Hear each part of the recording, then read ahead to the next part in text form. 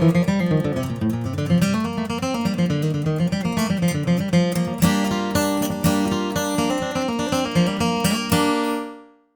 it going, fellow pickers? Thanks for stopping by my YouTube channel where you can find online videos to help you teach yourself how to play guitar, banjo, mandolin, or resonator. For this lesson, we're going to be taking a look at how to play New Camptown Races by Frank Wakefield. One thing that I noticed from a lot of people at Bluegrass jams is that they can have trouble improvising over this tune because it has some chords that are kind of out of the key that we call secondary dominant chords. So what we're going to do in this lesson is we're going to first walk through the melody, slow motion and up close, and then we're going to look at the chords, and then we're going to kind of go over what the chords are and how we can approach them to improve our improv on this tune and other tunes that have similar kind of things happening in the chords. Don't forget to subscribe, and let's take a look.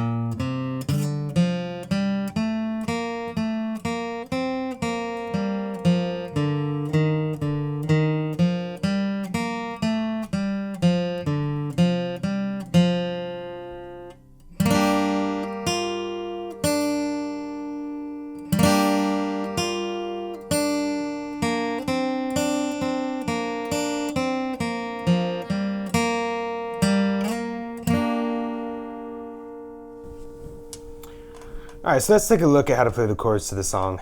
Pretty much what I'm going to do on this is I'm going to play through them and call them out as I'm playing, and I'm going to try to have the chord charts over here for it. So we're starting out on G, G, C, G, E minor, A7, D7, G, C, G, E minor, A7, D7, G. And then you'll repeat that. C, E minor, A7, D7, G, C, G, E minor, A7, D7, G. And the B section is going to start in on an E minor, to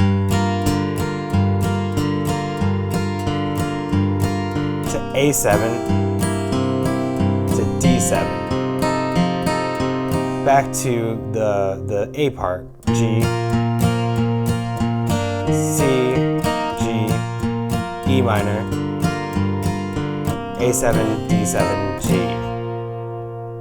All right, so let's take a moment and actually look at what's happening with those chords. For the most part, the song starts out pretty innocently enough. We have G, C, G, and E minor. And all of that fits perfectly into the G scale, or the key of G. So I'm going to put the G scale up here so that we can kind of use that as a reference point for a bit here. But then after that, we end up with an A major 7, or an A7, an A major chord with a 7th. So that actually throws it off because that shouldn't fit. That should be a minor chord in the key of G. So what we end up having is, in a G major scale, we can take the 1st, 4th, and 5th chords, and those would all be major chords. The 2nd, 3rd, and 6th should be minor chords, and the 7th should be a diminished chord. So what's happening? Why do we have an A major chord? Well, what it actually is that the chord's being borrowed. We're borrowing the A chord from the key of D. And if you notice in the chords, the A is immediately followed by the D. And it's what we call a secondary dominant.